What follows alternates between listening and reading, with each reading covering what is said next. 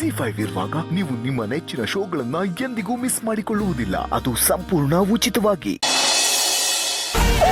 ಅಯ್ಯೋ ದೇವ್ರೇ, ಯಾಕಪ್ಪ ಇಂಥ ಅನ್ಯಾಯ ಮಾಡ್ಬಿಟ್ಟೆ? ನಾನ್ ಮಾಡಿದ ಪೂಜೆಗಳಲ್ಲಿ ಏನ್ ಕೊರತೆ ಆಗಿತ್ತು ನಿನಗೆ? ನನ್ ಮಗಳು ಸುಖವಾಗಿರ್ಬೇಕು, ಸಂತೋಷವಾಗಿರ್ಬೇಕು ಅಂತ ಬೇಡ್ಕೊಳ್ದೇ ಇರೋ ದಿನ ಇಲ್ಲಮ್ಮ. ಆದ್ರೆ ಅವಳಿಗೆ ಇಂಥ ಕಾಯಿಲೆ ಕೊಟ್ಬಿಟ್ಟ ದೇವ್ರು. ಅಂಜು ಅಂಜು, ನಿಮ್ಮತ್ತೆ ತುಂಬಾ ಒಳ್ಳೆ ಮನಸ್ಸಿರೋಳು ಕಡೆ.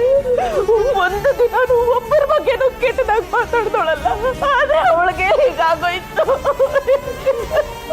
ನಮಗ್ ಬರೋ ಕಾಯಿಲೆ ನಾವು ಒಳ್ಳೆಯವರು ಕೆಟ್ಟವರು ಅಂತ ನೋಡ್ಕೊಂಡು ಬರಲ್ಲ ಅತ್ತೆ. ಅಕ್ಕೆಗೆ ಕ್ಯಾನ್ಸರ್ ಇದೆ ಅಂತ ಗೊತ್ತಾಗಿದೆ ಅಷ್ಟೇ. ಹಾಗಂತ ಎಲ್ಲ ಮುಗ್ದೋಗಿಲ್ಲ. ಆ ಕಾಯಿಲೆನ ನಾವು ವಾಸಿ ಮಾಡ್ಬೋದು. ನೀವು ದಯವಿಟ್ಟು ಸಮಾಧಾನ ಮಾಡ್ಕೊಳ್ಳಿ ಅತ್ತೆ, ಪ್ಲೀಸ್. ಅಂಜು ಅಂಜು, ನಾನ್ ಮಾಡಿದ ಪಾಪ ನನ್ನ ಮಗಳನ್ನ ಸುತ್ತಕೊಂಡು ಅನ್ಸುತ್ತೆ ಕಡೆ. ನಿಜವಾಗ್ಲು ನಿಮ್ಮ ಎಷ್ಟು ಒಳ್ಳೆಯವಳಲ್ಲಮ್ಮ, ನಾನು ಒಳ್ಳೆಯವಳಲ್ಲ. ನಿನ್ನ ಬಗ್ಗೆನೆ ಹೊಟ್ಟೆ ಕಿಚ್ಚಿಬಿಟ್ಟು ನಿನ್ ಮನ್ಸಿಗೆ ನೋವು ಮಾಡಿ ನಿನ್ನ ಆಶ್ರಮಕ್ಕೆ ಹೋಗೋ ಹಂಗ್ ಮಾಡ್ಬಿಟ್ಟೆ. ಆ ಪಾಪನೇ ಹೀಗೆಲ್ಲ ಅವಳನ್ನ ಕಾಡ್ತಾ ಇರೋದು. ಅಯ್ಯೋ ದೇವ್ರೇ ದೇವ್ರೇ, ನಾನ್ ಮಾಡಿದ ಪಾಪಕ್ಕೆಲ್ಲ ತಪ್ಪೊಪ್ಪಿಗೆ ಒಪ್ಪಿಸ್ಬಿಡ್ತೀನಪ್ಪ. ನನ್ನ ಮಗಳಿಗಿಂತ ಶಿಕ್ಷೆ ಕೊಡ್ಬೇಡ, ಇಂಥ ಶಿಕ್ಷೆ ಕೊಡ್ಬೇಡ. ಎಷ್ಟೋ ಜನ ಈ ಕ್ಯಾನ್ಸರ್ನ ಗೆದ್ದು ಬಂದಿರೋ ಉದಾಹರಣೆಗಳು ನಮ್ ಸುತ್ತಮುತ್ತನೇ ಇದೆ. ಅದಕ್ಕೆ ಕೂಡ ಈ ಕ್ಯಾನ್ಸರ್ನ ಗೆದ್ದು ಬರ್ತಾರೆ.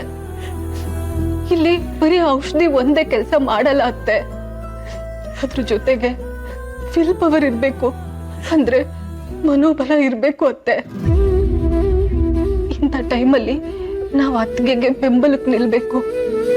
ನನ್ಗನ್ಸುತ್ತೆ ಅಣ್ಣ ಅತ್ತಿಗೆಗೆ ಈ ವಿಷಯ ಹೇಳಿರಲ್ಲ ಅಂತ. ನಾವ್ ಈ ರೀತಿ ಹತ್ತು ರಂಪ ಮಾಡಿದ್ರೆ ಅತ್ತಿಗೆಗೆ ವಿಷಯ ಗೊತ್ತಾಗಲ್ವಾ? ಅವ್ರಿಗೆ ಕ್ಯಾನ್ಸರ್ ಇದೆ ಅನ್ನೋ ವಿಷಯ ಗೊತ್ತಾದ್ರೆ ಅದಕ್ಕೆ ತಡ್ಕೋತಾರ. ಇಲ್ಲ ಅಂಜು, ಇಲ್ಲ, ಅವಳಿಗೆಲ್ಲ ತಡ್ಕೊಳ್ಳಲ್ವೇ? ಅದಕ್ಕೆ ಈ ವಿಷಯನ ನಾವು ಮನ್ಸಲ್ಲೇ ಇಟ್ಕೋಬೇಕು. ನನ್ಗೂ ತುಂಬಾ ನೋವಿದೆ. ಅಣ್ಣನ ನೋಡಿದ್ರಿ ಅಲ್ವಾ, ಎಷ್ಟು ಮನ್ಸಲ್ಲಿ ನೋವು ಇಟ್ಕೊಂಡು ಧೈರ್ಯವಾಗಿದ್ದಾನೆ ಅಂತ. ನಾವ್ ಈ ರೀತಿ ಮಾಡಿ ಅವನ ಧೈರ್ಯನು ಕುಗ್ಗಿಸ್ಬೇಕಾ ಹೇಳಿ? ನಿಜ, ಇದು ಹೇಳಿದ್ ನಿಜ. ಆ ಪಾಳಿ ಅಂದ್ರು ಎಲ್ಲ ಸಹಿಸ್ಕೊಂಡದು ಹೇಗೆ ಧೈರ್ಯವಾಗಿದ್ದಾರೆ. ಅದೇ ಪ್ರಿಯನ್ ಮುಂದೆ ಹೋಗಿ ನಿಂತ್ಕೋತಾರೆ. ಅವ್ರ ಧೈರ್ಯಕ್ಕೆ ಮೆಚ್ಚಲೇಬೇಕು. ಸರಿ, ನೀನ್ ಹೇಳ್ದಾಗೆ ನಾವು ಸಮಾಧಾನ ಮಾಡ್ಕೋಬೇಕು, ಧೈರ್ಯವಾಗಿರ್ಬೇಕು. ಆಮೇಲೆ ನೀನ್ ಹೇಳ್ದಾಗೆ ಕೇಳ್ತೀನಿ, ನಿನ್ ಮಾತು ಇರಲ್ಲ, ನೀನ್ ಹೇಳಿದ್ದೆ ಕೇಳ್ತೀನಿ.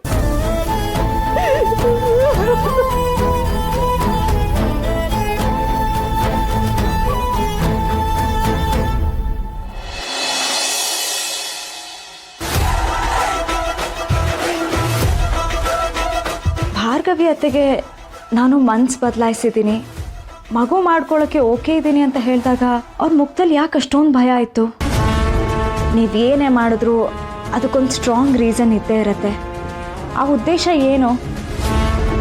ಅದರಿಂದ ಯಾರಿಗೆ ಒಳ್ಳೇದಾಗತ್ತೆ, ಯಾರಿಗೆ ಕೆಟ್ಟದಾಗತ್ತೆ ಅನ್ನೋದು ನಾನು ಇನ್ಮೇಲೆ ಅರ್ಥ ಮಾಡ್ಕೋಬೇಕು.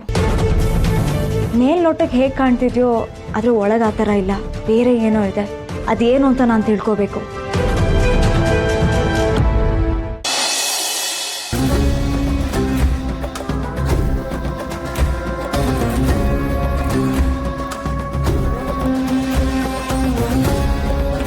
ಅಳಿಯಂದ್ರೆ ಒಂದ್ ನಿಮಿಷ.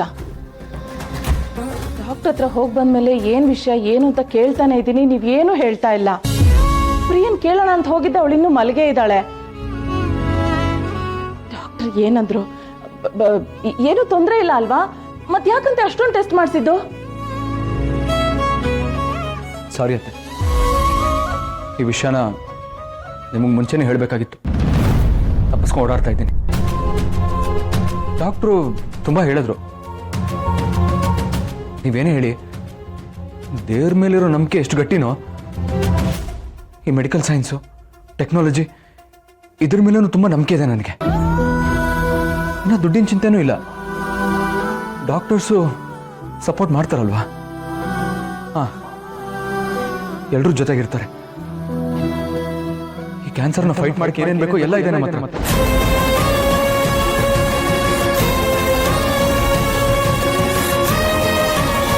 ಕ್ಯಾನ್ಸರ? ನನ್ನ ಬ್ರೈನ್ ಕ್ಯಾನ್ಸರ? ಅಳಿಯಂದ್ರೆ ಏನು ಹೇಳ್ತಾ ಇದ್ದೀರಾ? ಈ ವಿಷಯದಲ್ಲಿ ತುಂಬ ಮುಖ್ಯವಾಗಿ ಬೇಕಾಗಿರೋದು ಮನೋಬಲ. ಅದು ಕಮ್ಮಿ ಆಗದೆ ಇರೋ ಹಾಗೆ ನೋಡ್ಕೋಬೇಕಷ್ಟೆ.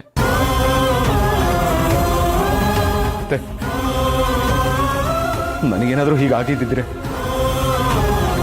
ನನಗೆ ಕ್ಯಾರೆ ಅಂತಿರ್ಲಿಲ್ಲ, ಇಷ್ಟೊಂದು ತಲೆ ಕೆಡಿಸ್ಕೊಂತಿರ್ಲಿಲ್ಲ. ಆಗಿದ್ದಾಗಲಿ ಅಂತ ಫೇಸ್ ಮಾಡ್ತಿದ್ದೆ. ನನ್ನ ಅದೃಷ್ಟ ನೋಡಿ ಇಲ್ಲೂ ಕೈ ಕೊಟ್ಟಿದೆ. ನಾನು ತುಂಬಾ ಪ್ರೀತಿಸಿದವಳಿಗೆ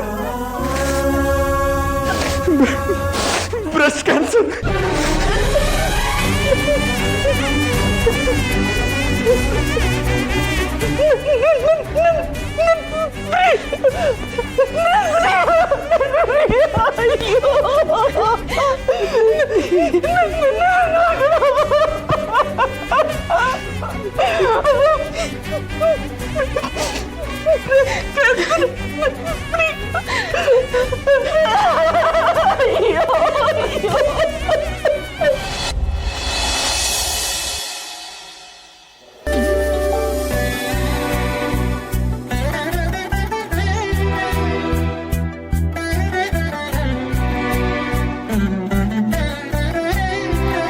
ಅತ್ತೆ, ಪ್ರಸಾದ ತಗೊಳ್ಳಿ. ಪ್ರಸಾದ? ಇದು ಸ್ಪೆಷಲ್ ಆಗಿ ನಮ್ಮ ಸಿಹಿನೇ ಹರಕೆ ಹೊತ್ಕೊಂಡು ಮಾಡಿರೋ ಪ್ರಸಾದ. ಇದು ವಿಶೇಷ ಹರಕೆ? ಏನದು? ಸಿಹಿಗೆ ತಮ್ಮ ಬೇಕಂತಲ್ಲ, ಅದಕ್ಕೆ ದೇವರಿಗೆ ಹೂವು ಇಟ್ಟು ಪೂಜೆ ಮಾಡ್ತೀನಿ ಅಂತ ಹರಿಸ್ಕೊಂಡಿದ್ದಾಳಂತೆ ಅಲ್ವಾ ಸೀತಾ? ಹೌದು ಚಿಕ್ಕಿ, ಅವ್ರವ್ರ ಪೂಜೆ ಅವ್ರವ್ರು ಮಾಡಬೇಕು. ವರ ಕೊಡೋದು ಬಿಡೋದು ದೇವ್ರಿಗೆ ಬಿಟ್ಟಿದ್ದಲ್ವಾ. ಒಳ್ಳೆ ಮನಸ್ಸಿಂದ ಏನೇ ಕೇಳ್ಕೊಂಡ್ರು ದೇವ್ರು ಯಾವತ್ತೂ ಇಲ್ಲ ಅನ್ನಲ್ವಂತೆ. ಸಿಹಿ ಆಸೆನೂ ಈಡೇರಿಸ್ತಾರೆ ಅಲ್ವಾ ಅತ್ತೆ? ಹಂಗಾದ್ರೆ ನನ್ನ ತಮ್ಮ ಬರ್ತಾನಾ?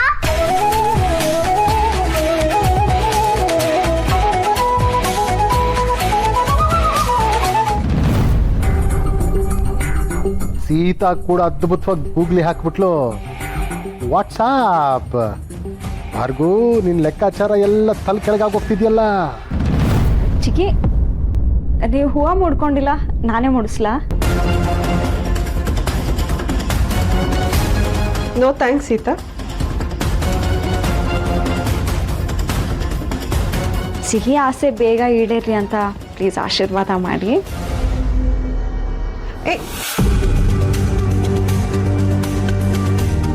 ಭಾರ್ಗು, ಪಾಪ ನಿನ್ನ ಸೊಸೆಗೆ ಆಶೀರ್ವಾದ ಮಾಡು ಭಾರ್ಗು. ಸೀತಾ, ನನಗೆ ಈ ಫಾರ್ಮ್ಯಾಲಿಟೀಸ್ ಎಲ್ಲ ಇಷ್ಟ ಆಗಲ್ಲ. ನಿನ್ನ ಆಸೆ ಯಾವಾಗಲೂ ನೆರವೇರಲಿ ಅನ್ನೋದೇ ನನ್ನ ಆಸೆ. ZEE5 ಆಪ್ ಡೌನ್ಲೋಡ್ ಮಾಡಿ ಎಲ್ಲಾ ಸಂಚಿಕೆಗಳನ್ನು ಸಂಪೂರ್ಣ ಉಚಿತವಾಗಿ ನೋಡಿ.